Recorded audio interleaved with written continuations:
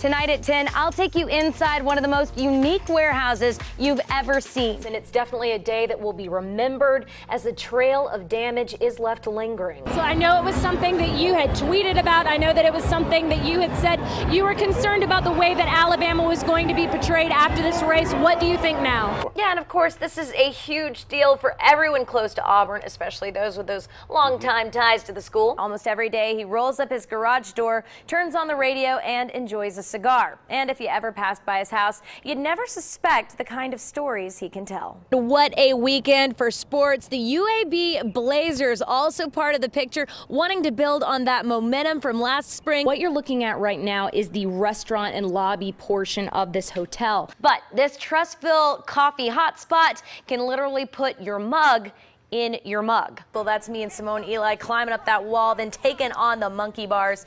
It's the only race that's operated and owned by Navy SEALs. No, he didn't. He just kept on going and completed the whole thing. So way to just grind it out, man. Thing just smashed through that sign, but that's not all that the wind took away from this church. If I step to the side here, you can see right here, well, that's the church's steeple. I believe I got the highest skee ball score, but at basketball, I appear to be lacking a little.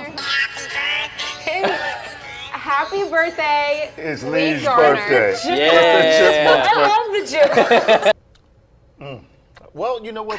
This could work out. Oh, I don't like it. See? I don't like it. I mean, it depends on like where I'm at on my day. How's your day today? I mean, it's time to check someone.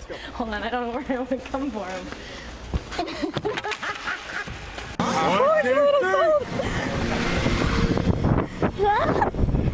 And even serious reporters can get in on the fun.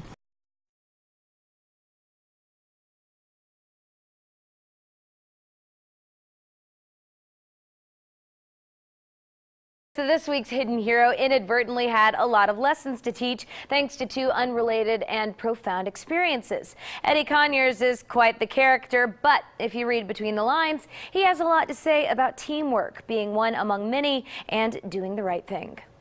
Who's that young fellow right there? Meet Samuel E. Conyers III. I'm not trying to be uppity with saying the third, but there are two others. Of course, they're not as good looking as me. But With an opening line like that, you might think you know everything you need to know about Eddie. a lot of people think I look like Brad Pitt, but I don't know. I first met Eddie in Washington, D.C. Well, that's impressive. I was covering his honor flight, the first one out of Tuscaloosa, where World War II and Korean War veterans were invited to visit their memorials. Eddie is a veteran of both wars. I was a radioman. I can spell your name in code. He served in the Navy. Before that, the furthest away he'd ever been was Fort Payne, Alabama. Oh, very proud of it, very proud of it, very proud. You're right, not boastful. I don't mean that at all, because millions of others are in there too, but I'm proud of it, that I could do it. He says his time serving actually helped him pay for tuition at the University of Alabama, where Eddie started another chapter. That's the '92 National Championship. Eddie started officiating Bama football practices back in 1961 with Coach Bear Bryant. But his rationale was, let's have an official at practice. If we get penalties, let's get on a practice field rather than a game. He just didn't know he was going to still be doing it at 90 years old. So happy birthday, man. Coach, I appreciate it. From the whole team. I can't think of anybody deserves it more than me. Statistically, if you'll gain, say, 300 yards in offense, you'll have roughly 70 yards in penalties. Alabama would gain 300 yards in offense, have 20 yards in penalties. Well, that's 50 yards you pick up simply by doing the right thing. Doing the right thing. It's a concept that is carried through all of the chapters of Eddie's life. And through all of his experiences, he has continued to learn and grow, just like the players he now watches over. Somebody help me! Keeps him young. But it's really gratifying to see guys come in here, they're the all-stars at their high school, and all of a sudden, they're just one among many. And how they have to adjust to that. And I've seen so many of them come in with a real kind of a I'm better than you attitude, then realize, well, I'm just one of many, and they improve themselves on that, and they come out better people.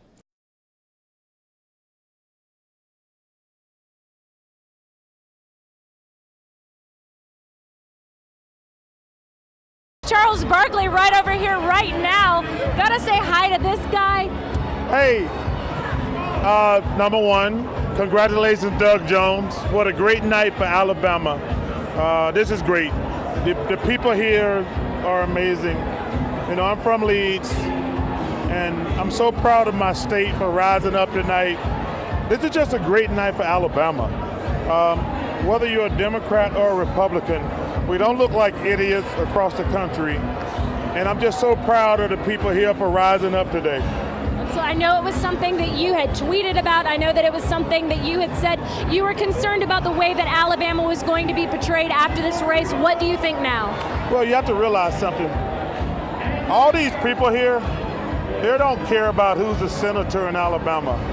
They came here to see was Alabama stupid enough to vote for Roy Moore. They're not here because they're worried about who's going to be the senator in Alabama. We were looking like morons, but I'm so proud of the people here. They were amazing. They rose up tonight. And this is just great for Alabama. Like I say, it's not about being a Democrat, Republican, liberal, conservative. You never want to look like an idiot. And I'm just so proud of my state. Thank you so much for dropping by for us, Charles. Thank you. You have a great night. Enjoy the celebration. Oh, definitely going to enjoy the celebration. All right. Well, guys, we are going to send it back to you in the studio. For now, we are reporting live in Birmingham. Leigh Garner, CBS 42 News, local coverage you can count on.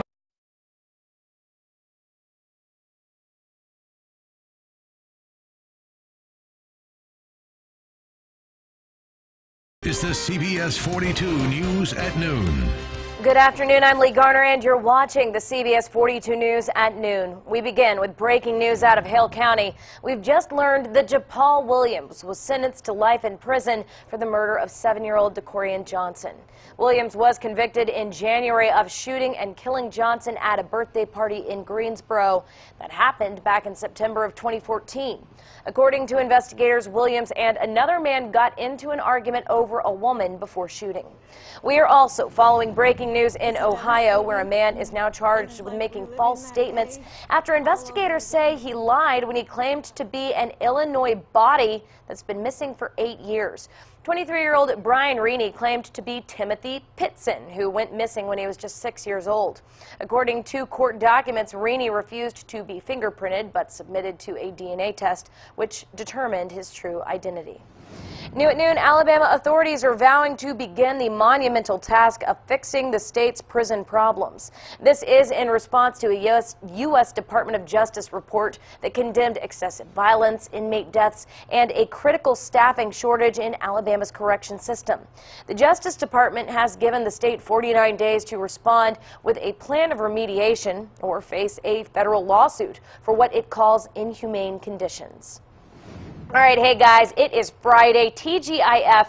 There is so much going on in our area this weekend, but the main question is, with a live look at downtown Birmingham, will rain impact those plans? We certainly see those dark clouds rolling in. Storm team meteorologist Nate Harrington rolling in not far behind him with a little bit of insight. Nate?